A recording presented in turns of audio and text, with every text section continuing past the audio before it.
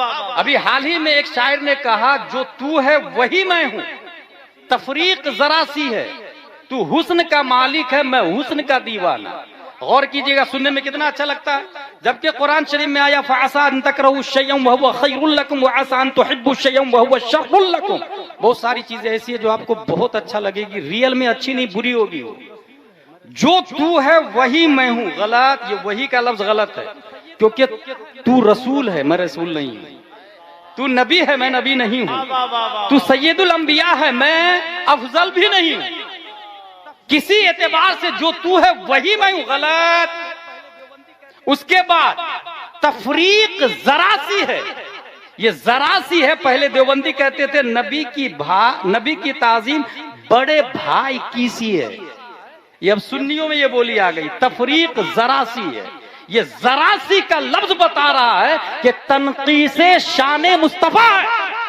کیونکہ ہمارے نبی میں اور ہم میں ذرا سا فرق نہیں ہے بلکہ تقابلی نہیں ہے۔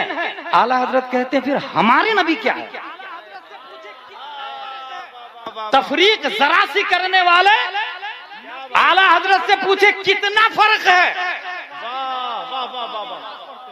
نبی واجب ہو نہیں سکتے،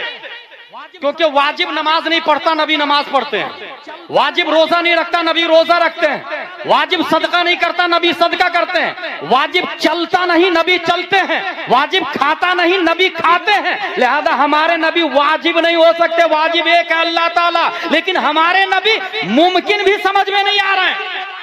کیونکہ ہم بھی ممکن نبی بھی ممکن، ہم بلائے تو کتا نہیں آتا، نبی بلائے تو سورج آ جاتا ہے، نبی ممکن بھی سمجھ میں نہیں آ رہے ہیں، ہمارے اشارے سے روٹی نہیں پھٹتی، نبی کے اشارے سے چاند پھٹ جاتا،